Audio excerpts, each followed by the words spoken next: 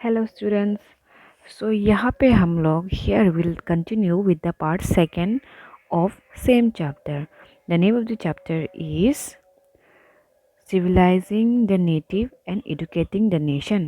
Okay, and the chapter is chapter 7. So in previous video what we had studied, हम लोग पढ़ा था कि किस तरह से हमारा जो विलियम एडम था वो आए थे इंडिया में. आने के बाद उसने क्या किए थे? आने के बाद उसने इंडियन का जो पाठशाला है, जो इंडियन पाठशाला है उसका जो फंक्शंस वगैरह को उसने स्टडी किया और ईस्ट इंडिया कंपनी को मीन्स ब्रिटिशर्स को बताए. ठीक है, तो today will continue with that. Continue मतलब यहाँ पे क्या करेंगे, अभी हम लोग पढ़ेंगे कि तो उस रिपोर्ट को, किसका रिपोर्ट को? विलियम एडम का जो रिपोर्ट था उस रिपोर्ट के द्वारा हमारे जो इंडियन पाठशाला है उसमें कुछ इम्प्रूवमेंट्स लाएंगे ये कंपनी वाले, मीन्स हमारे ब्रिटिशर्स. ठीक है, तो हम यहाँ देखे देखो यहाँ पे 1854 को हमारा company they took a decision to improve pathshala. ठीक है, तो 1854 को कंपनी वाले ने सोचा कि अभी तो इसका पाठशाला का जो फंक्शंस को हम लोग पूरा समझ गए, यहाँ ये होते वो होते, कुछ भी चीज़ क्या है क्लियर नहीं है, तो इसीलिए हम क्या करना है, अब हमें इम्प्रूवमेंट करना चाहिए, इम्प्रूवमेंट लाना पड़ेगा पाठशाला में. ठीक है, और अभी वो लोग क्या कर रहे हैं, हायर एजुकेशन में तो चेंज लाए ही थे, इंग्लिश लैंग्वेज को ला ही दिए थे, इम्प्रूवमेंट कर ही दिए थे. साथ ही साथ जो पाठशाला था, इंडियन पाठशाला था, उसमें भी बहुत सारे चेंजेस लाएंगे उसने, उन लोगों ने डिसीजन लिया. ठीक है, सबसे पहले तो उसने क्या किया, सबसे पहले तो उसने क्या किया, एक पंडित को बुलाया. पंडित को क्या कहा, पंडित आज से आपको मैं अपॉइंट करता हूँ कि आपको इंचार्ज दे देगा. ठीक है, कैसे, इसे मैं बताऊंगी. सबसे पहला रूल, सबसे पहला चेंज क्या है, तो उसने कहा कि एक पंडित को अपॉइंट करना पड़ेगा हमको, और वो पंडित क्या होगा, सीनियर पंडित होगा ना. सीनियर पंडित को लेकर उस सीनियर पंडित को हम क्या करेंगे, जो 4-5 स्कूल का इंचार्ज बना देंगे. मीन्स जो वो 4-5 जो स्कूल थे उन स्कूलों में सिर्फ एक पंडित को अपॉइंट किया जाएगा, और वो भी सीनियर होना पड़ेगा, ताकि अच्छे से नया रूल्स एंड रेगुलेशन ला सकने के लिए कहा हमें स्कूल्स वगैरह में. ठीक है, पहले तो कोई ऐसे इंचार्ज वगैरह नहीं था ना, किसी को अपॉइंट नहीं किया था पर्टिकुलर पंडित को. अभी क्या कर रहे हैं, ब्रिटिशर्स पाठशाला को इम्प्रूव करने के लिए सबसे पहले क्या कर रहे हैं, पंडित को बुलाए थे और पंडित लोग को कहे थे कि आप लोग एक पंडित 4-5 स्कूल को का इंचार्ज लेंगे, एंड जितने भी रूल्स हैं, नए रूल्स एंड रेगुलेशन उसे सेट करेंगे, मीन्स वहाँ बनने में मदद करेंगे, और उस रूल को चलाने में मदद करना होगा आप लोग को. कहाँ पे, स्कूल्स में. ठीक है, और भी कुछ चेंजेस ला दिए थे हमारे पाठशाला में. कौन? जो यूरोपियन कंपनीज थे. यूरोपियन कंपनीज मतलब इंग्लैंड के. तो सबसे पहला तो देखो, now teaching was based on text book.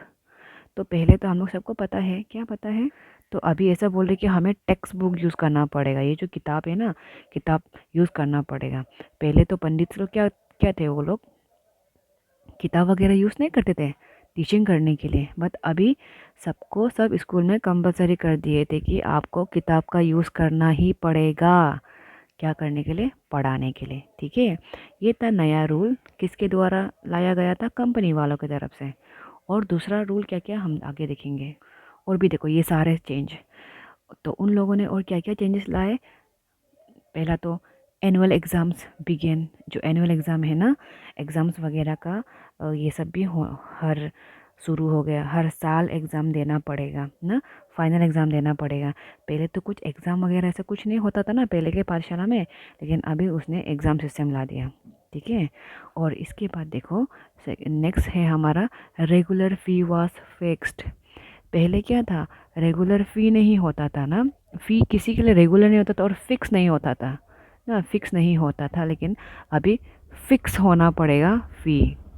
अभी जो स्कूल फ़ी है जो सबको सेम देना पड़ेगा, और ये फिक्स होगा सबके लिए, चाहे वो पुअर हो, चाहे वो पुअर हो, चाहे वो रिच हो, गरीब अमीर सबके लिए. अगर 500 है तो 500 ही होगा।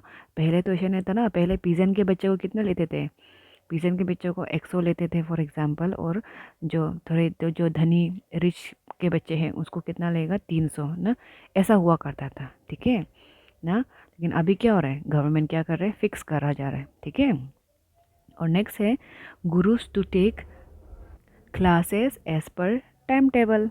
ये देखो हमारा टाइम टेबल, आज जो हम लोग क्या लेते हैं, क्लास लेते हैं, वो सब टाइम टेबल के हिसाब से होते हैं ना, और वो सब हर हर कुछ उसी हिसाब से होता है, टाइम टेबल के हिसाब से। लेकिन उस समय ऐसा नहीं था। तो अभी ये सिस्टम आ गया था, और इसे किसने लाया था, हमारा कंपनी वाले ने, ठीक है। और नेक्स्ट पॉइंट है student were asked to obey rules and regulations and classes has to attend regularly by everyone. तो नेक्स्ट पॉइंट हमने यहाँ पे क्या देख रहे हैं कि स्टूडेंट, जितना भी स्टूडेंट्स हैं, उन लोगों को जितना भी स्कूल्स में जो रूल्स एंड रेगुलेशन होते हैं उसको फॉलो करना पड़ेगा, और सबको रेगुलरली क्लास अटेंड करना पड़ेगा। रेगुलरली मतलब देखो पहले पाठशाला में क्या होता था, ड्यूरिंग हार्वेस्ट सीजन हमारा जो जो फार्मर के बच्चे हैं उन लोगों को थोड़ा छुट्टियाँ मिला करता था, और कोई भी फिक्स वेकेशन ऐसा कुछ नहीं था। लेकिन अभी क्या हो रहा है, सबको रेगुलरली क्लास आना पड़ेगा। अगर रेगुलरली क्लास नहीं आएगा तो उसे क्या कहेंगे कि तुम लोग अच्छे नहीं हो, समथिंग ऐसा कुछ, ठीक है। These are some changes which were brought by the company. कहाँ में, पाठशाला में चेंजेस लाए, ठीक है। और नेक्स्ट है हमारा teachers had to submit regular report. देखो अभी टीचर को भी क्या होता है, रेगुलर रिपोर्ट सबमिट करना पड़ेगा, जैसे कि कुछ सबमिट रिपोर्ट है, जैसे कि स्टूडेंट का परफॉर्मेंस किस तरह से था ना, और स्कूल में पढ़ाई का लेवल कितना तक रहा ना, स्टूडेंट का जो एग्ज़ाम देने के बाद जो टेस्ट वेस्ट होता है ना, उसका जो मार्क्स वार्क्स ये सब को रेगुलरली हम लोग को रिपोर्ट बनाना पड़ता है टीचर्स लोग को। तो वो सब रिपोर्ट भी उन लोगों को सबमिट करना पड़ेगा, ठीक है। ये सब था नया rules and regulation which were made by companies. तो नेक्स्ट पॉइंट है हमारा ये ना, government gave grants to those pathshalas which obeyed rules ना। तो अभी देखो ग्रांट्स का मतलब क्या है, किसी को पैसा पैसा देना। तो हम लोग भी यहाँ होते हैं ना, किसी कुछ सरकारी स्कूल होते हैं, तो वो स्कूल को बनाने के लिए हम लोग क्या करते हैं, गवर्नमेंट जो वो लोग को पैसे देते हैं मेंटेनेंस वगैरह के लिए ना। तो यहाँ पे ब्रिटिशर्स ने क्या बोले थे, उन लोग कंपनी वाले ने क्या बोले थे, कंपनी मीन ब्रिटिशर्स लोग, ठीक है। तो उन लोग ने कहा कि अगर आप लोग स्कूल्स में हमारा जो गवर्नमेंट का जो रूल्स है उसको ओबे करेंगे, तब आपको हम लोग ग्रांट्स देंगे ना। ग्रांट्स मतलब पैसे देंगे मेंटेनेंस के लिए आपके स्कूल का, ठीक है। तो ये सब नया रूल्स निकल रहा था, ठीक है। जो स्कूल के वो लोग के जो स्कूल है ना, उसके कुछ कुछ एक्सपेंसेस, कुछ कुछ खर्चा पानी, उसे कौन मदद करेंगे, गवर्नमेंट हेल्प करेंगे, अगर वो लोग ओबे करेगा तो, ठीक है। किसका रूल ओबे, गवर्नमेंट का रूल को ओबे करने से, ओके। नेक्स्ट है हमारा independent gurus found it difficult to compete with government aided school. So अभी उसके कारण मीन्स गवर्नमेंट तो बोल रहे थे कि आप लोग अगर हम लोग का रूल्स वो गलत सुनेगा तो आप लोग को तो पैसा देगा, ग्रांट देगा, मनी देगा, क्या के लिए, मेंटेनेंस करने के लिए, स्कूल बनाने के लिए बढ़िया से। तो इसीलिए उसके वजह से क्या हुआ, जितना भी इंडिपेंडेंट गुरुज ना, उन लोगों को थोड़ा डिफ़िकल्ट हुआ as compare to government aided school. Aided means help किया करने वाला, ठीक है। तो उस वजह से हमारा जो इंडिपेंडेंट गुरु था, इंडिपेंडेंट गुरु को तो बहुत तकलीफ हुआ। किस तरह तकलीफ हुआ कि उन लोगों को कुछ बिल्डिंग बनाने तो दे, उसके पास तो इनफ मनी नहीं है, तो और ब्रिटिशर्स भी उसे हेल्प नहीं कर रहे, तो इसी तरह से उन लोगों को तकलीफ हो रहा है। और गवर्नमेंट एडेड स्कूल क्या है, गवर्नमेंट फंडिंग स्कूल क्या है, बहुत बढ़िया से सुंदर से बना है। तो आप लोग को तो देखो, जहाँ में आपको फैसिलिटी ज़्यादा मिलते हैं, जहाँ में आपको सब कुछ करिकुलम, एक्स्ट्रा करिकुलम एक्टिविटीज़ वगैरह होता है, और स्कूल बिल्डिंग वगैरह सुंदर है, अच्छा है, आप लोग तो वही जाएंगे ना। तो इसीलिए उसी वजह से क्या हो रहा है, ये लोग का जो इंडिपेंडेंट गुरुज हैं उन लोगों का स्कूल में कम आ रहे थे बच्चे, और यहाँ गवर्नमेंट एडेड स्कूल में ज़्यादा आ रहे थे, क्योंकि यहाँ पे ज़्यादा फैसिलिटीज़ है ना। तो इसीलिए वो लोगों को कंपटीशन फेस करना पड़ रहा था। तो नेक्स्ट पॉइंट हम लोग यहाँ देखेंगे। तो नेक्स्ट पॉइंट हमारा क्या है यहाँ पे, children of peasant were not able to attend school during harvest season, hence they were consider indisciplined. देखो, तो देखो जितने भी बच्चे हैं किसके, पीजन के, पीजन मतलब फार्मर के, फार्मर के बच्चे जो है ना, वो ऐसा नहीं था, वो लोग स्कूल अटेंड नहीं कर पा रहे थे। कब? हार्वेस्ट सीजन में। आपको तो पता ही है, ड्यूरिंग हार्वेस्ट तो उन लोगों को, गरीब गरीब लोग को क्या होते हैं, पीसन के बच्चे लोग को, वो लोग को अपने माँ पिता को हेल्प करना पड़ता है, तो इसीलिए वो लोग स्कूल नहीं आ पाते थे कभी कभी। ठीक है। तो उन लोगों को छुट्टियां नहीं मिलता था क्योंकि गवर्नमेंट फिक्स कर दिए थे ना। तो इस तरह से जितने भी बच्चे स्कूल नहीं आते, फार्मर के बच्चे लोग को उन लोगों ने क्या कहना शुरू किया कि उन लोगों को, यू आर इन डिसिप्लिन, तुम लोग क्लास नहीं आते हो, रेगुलर क्लास नहीं आते, तो तुम इन डिसिप्लिन हो। लेकिन वो लोग का भी तो मजबूरी है ना। तो वो सब था क्या, हमारे जो चेंजेस ना, जो चेंजेस जो ब्रिटिशर्स लेके आए थे। ठीक है। Now will continue with the next topic, and next topic is agenda for a national education. ठीक है, तो ये क्या है हम पढ़ेंगे अभी। देखो, यहाँ पे क्या बोल रहे हैं, जस्ट लाइक ब्रिटिशर्स, बहुत सारे इंडियंस थे जो क्या चाहते थे, जो वेस्टर्न एजुकेशन को इंडिया में इंट्रोड्यूस करना चाहते थे। क्योंकि कहीं ना कहीं वेस्टर्न एजुकेशन अच्छा है ना, उस हिसाब से हम लोग देखें, जिस तरह से ब्रिटिशर्स तो ऑलरेडी वेस्टर्न एजुकेशन इंडिया में लाना चाहते थे, तो उसी उसी तरह उसी प्रकार जो कुछ इंडियंस भी थे जो वेस्टर्न एजुकेशन को पसंद करते थे और लाना चाहते थे हमारे इंडिया में। ठीक है। तो ये था। तो इसीलिए there were some who were against western education system. तो कोई लाना चाहते थे और तो कोई क्या करना चाहते, कोई पसंद नहीं करते थे। तो अभी हम ये देखेंगे कि कौन सा जो इंडियन थे वो लाना चाहते थे इंग्लिश वेस्टर्न एजुकेशन, और कौन थे जो लाना नहीं चाहते थे, उसे हम देखेंगे। ठीक है। तो देखो, यहाँ पे जो दो इंसान, ये है हमारा महात्मा गांधी, महात्मा गांधी जी, जो कि हमारे फादर ऑफ नेशन है, और ये है हमारा रविंद्रनाथ टैगोर। ठीक है। ये दोनों एक बहुत बड़े नामचीन इंसान थे। ठीक है। तो देखो, हमारा जो महात्मा गांधी जी और हमारा जो रविंद्रनाथ टैगोर है, दोनों का सोच अलग अलग था वेस्टर्न एजुकेशन को लेके। तो दोनों का क्या सोच था हम पढ़ेंगे अभी आगे। ठीक है। तो सबसे पहले हम हमारे बापूजी, हमारे गांधी जी के बारे में देखेंगे, उसका क्या सोच था इंग्लिश एजुकेशन को लेके। ठीक है। सबसे पहले तो हमारे बापूजी ने कहा था कि English education has enslave us. Enslave मतलब नौकर बना के और हमें जकड़ के रखना। ठीक है, जकड़ के रखा हुआ था। तो उसने कहा कि it has created inferiority complex among Indians. तो अभी इसका मतलब क्या है, मतलब, तो इसका मतलब ये है कि ये जो इंग्लिश एजुकेशन का बेस है, इंग्लिश एजुकेशन सिस्टम का बेस है, हमारे जो इंडियंस हैं, वो इंडियंस अपने आप को ब्रिटिशर से कम समझ रहे थे। मीन्स इन्फीरियरिटी मीन्स जो कम समझना। ठीक है। हम लोग इंडियंस लोग अपने आप को सेल्फ डिमिनिजिंग नहीं होते, अपना खुद से होते हैं ना, हम तो इतना बस्ती जैसा लगते हैं, वो तो बहुत वेस्टर्न लगता है, ऐसा फील, उस फील को हम लोग इन्फीरियरिटी कॉम्प्लेक्स बोलते हैं। ठीक है।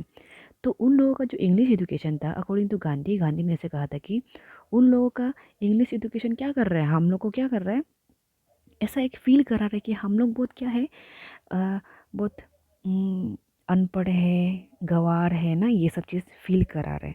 तो गांधी जी ये कह रहे थे। ठीक है। तो उससे क्या हो रहा है, उससे हम एनस्लेव हो रहे हैं, नौकर जैसे नहीं हो रहे, उसके अंदर में दबाने हुए गुलाम जैसा नहीं हो रहे। तो वही तो गांधी जी कहना चाहते थे।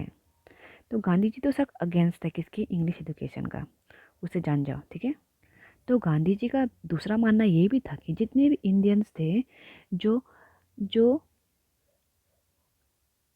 जो इंडियंस ब्रिटिशर्स के इंस्टीट्यूट में पढ़ रहे थे, वो लोग क्या कर रहे थे, वो लोग जो ब्रिटिश रूल को क्या कर रहे थे, अप्रिशिएट कर रहे थे। तो इसीलिए गांधी जी ने कहा कि इंडियंस लोग, आप लोग वो लोग का इंस्टीट्यूट में मत पढ़ो। तो अगर वो लोग का इंस्टीट्यूट में पढ़ने से हम लोग तो वो लोग के बारे में तारीफ़ करेगा, वो लोग का कल्चर के बारे में जानेगा, तो हम लोग को अच्छा लगेगा।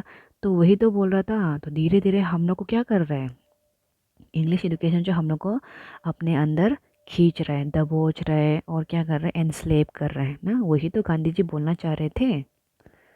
गांधी जी ने कहा था कि हमारे जो किंग्स थे, ट्राइबल पीपल थे, जो पीजन थे, सबको हमारे ब्रिटिशर्स ने टॉर्चर किया। टॉर्चर किया तो why we are supporting them, why we are studying in their institution ना, वही था। ठीक है, तो नेक्स्ट पॉइंट है इंग्लिश मीडियम। तो हियर सी इंग्लिश मीडियम, तो देखो नेक्स्ट पॉइंट में क्या कहा, English medium was alienating youth from their culture. English medium क्या कर रहे हैं, हमारे जो यूथ को अपने ओन कल्चर, हमारा खुद का कल्चर से दूर करवा रहे हैं। ठीक है, तो ये कह रहा था, क्योंकि हम लोग तो होते हैं ना, इन्फ्लुएंस हो जाते हैं। देखो हम लोग वेस्टर्न कपड़ों पे भी तो वो करते हैं, मीन्स पीछे पीछे चला जाते हैं। तो हम लोग को क्या हो रहा है, कहीं ना कहीं हम लोग अपना कल्चर से तो लोग दूर भगा रहे हैं। तो गांधी जी भी यही कह रहा था कि जो इंग्लिश मीडियम है वो क्या कर रहे हैं, जितने भी यूथ हमारे जवान जो बच्चे हैं उन लोगों का माइंड में क्या कर रहे हैं, उन लोगों का माइंड में ऐसा लेके आ रहे हैं कि हम जो ब्रिटिश वेस्टर्न स्टाइल अच्छा है, और इस तरह से हमारा जो ओन कल्चर, अपना खुद का कल्चर को हमारे यूथ्स लोग भूल रहे हैं। ठीक है, तो ये चीज़ हमारे गांधी जी बोलना चाह रहे थे कि इंग्लिश मीडियम को जितना सके दूर रहो उससे। या तो वो क्या कर रहे हैं, आपको आपका अपना ही कल्चर को समझने के लिए क्या कर रहे हैं, दूर कर रहे हैं। ठीक है, then Gandhi ji believe that he emphasize ना, मीन्स गांधी जी ये मान रहे थे कि हमारे जो बच्चे हैं ना, गांधी जी का ये मानना था कि स्किल नॉलेज देना चाहिए किसी भी स्टूडेंट को ना। ये देखो स्किल नॉलेज देना चाहिए हमारे जितने भी बच्चे को, और प्रैक्टिकल लर्निंग ना, प्रैक्टिकल लर्निंग भी देना चाहिए, ये सब सिस्टम होना चाहिए। ठीक है, गांधी जी क्या बोल रहे थे, skill learning, practical skill learning knowledge होना चाहिए और प्रैक्टिकल लर्निंग सिस्टम होना चाहिए। ये सब चीज़ में हमारा जो गांधी जी फोकस कर रहे थे। ठीक है, प्रैक्टिकली हम लोग को जानना है, हम लोग को बना बनाया नहीं होना है, हम लोग को प्रैक्टिकली सब कुछ जानना है। और स्किल दिमाग यूज़ करके ना हम लोग कुछ भी लर्निंग को, कुछ भी चीज़ को लर्न करना है, गांधी जी का ये मानना था। गांधी जी उसी चीज़ पे फोकस करते थे। ठीक है, गांधी जी क्या चीज़ पे फोकस करते थे, स्किल नॉलेज और प्रैक्टिकल लर्निंग सिस्टम पे। ठीक है, और स्किल लर्निंग क्यों इम्पोर्टेंट है, क्योंकि ये आपके दिमाग को, अपने माइंड को और डेवलप कराएंगे ना, और डेवलप, और आपके दिमाग में और नॉलेज लेके आएंगे। आपका नॉलेज का जो लेवल है आपका दिमाग का, उसे और इम्प्रूव कर देगा ना। इसलिए हमारे गांधी जी स्किल नॉलेज और प्रैक्टिकल नॉलेज को फोकस करते थे। ठीक है, स्किल नॉलेज और प्रैक्टिकल नॉलेज ही आपका जो डेवलपमेंट ला सकते हैं आपके दिमाग में, माइंड में। ठीक है, ये गांधी जी का मानना था। तो गांधी जी के बारे में ख़त्म, गांधी जी का क्या सोच था हमने पढ़ लिया।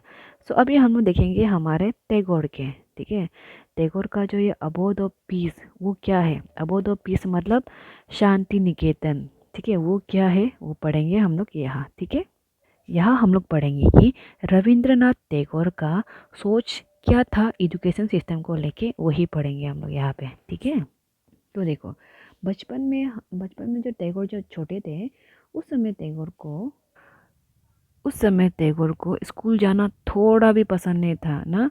ही hated going to school, school जाने में था। क्यों, क्योंकि उसको ऐसा लगता था कि it was like a prison, ये एक जेल की तरह है, where there was not free.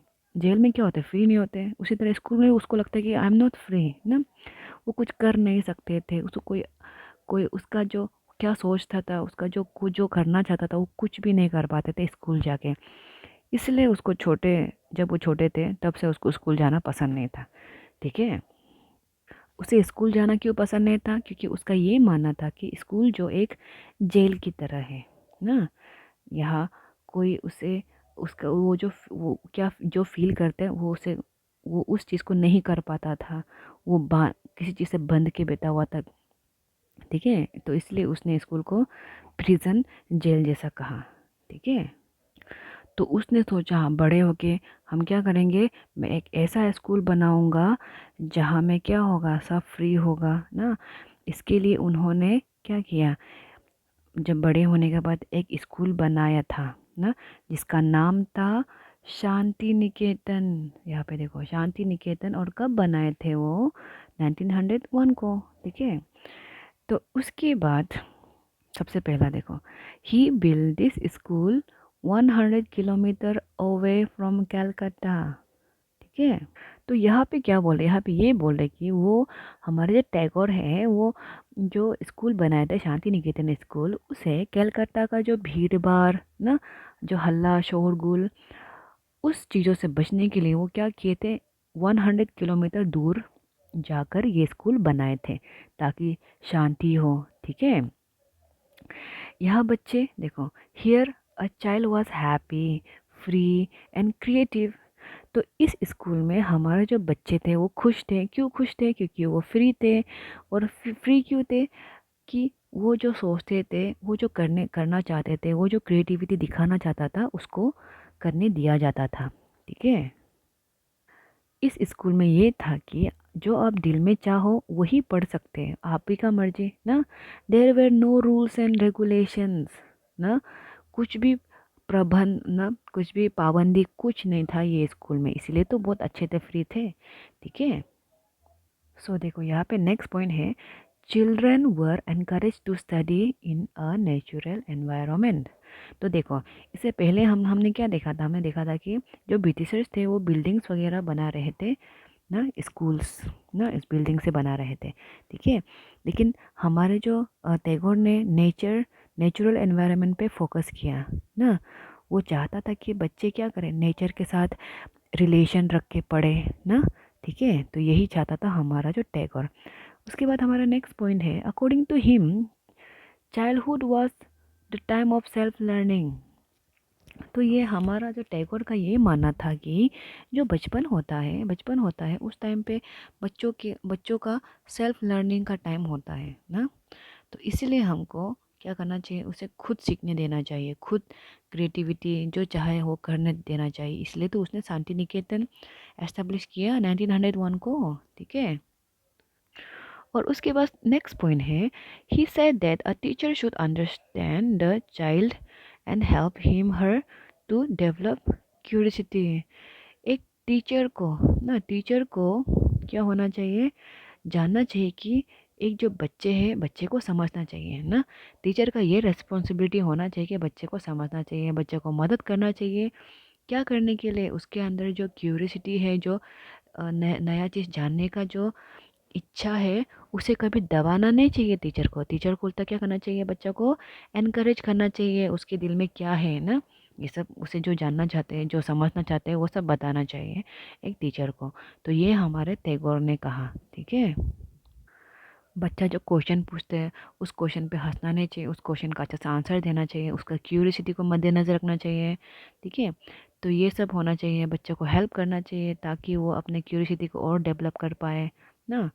खुद को खुद का जो नॉलेज है उसको और बढ़ा पाए ना। उस चीज़ में हमें टीचर्स को हेल्प करना चाहिए बच्चों का। तो यही चीज़ हमारे टैगोर ने बताया था। ठीक है। तो देखो अभी यहाँ पे क्या बोले नेक्स्ट पॉइंट में हमारा Tagore, Tagore wanted to combine best element of both education system. Both मतलब हमारे जो इंडियन के भी और वेस्टर्न के भी। ठीक है। तो यहाँ पे हम देखेंगे कि जो हमारा जो पहले था गांधी जी क्या कर रहे थे, जो वेस्टर्न एजुकेशन था, वेस्टर्न एजुकेशन को डायरेक्टली मना कर रहे थे, नहीं हम लोग को वेस्टर्न एजुकेशन नहीं चाहिए, ये जो वेस्टर्न एजुकेशन है वो क्या है, अच्छा नहीं है ना।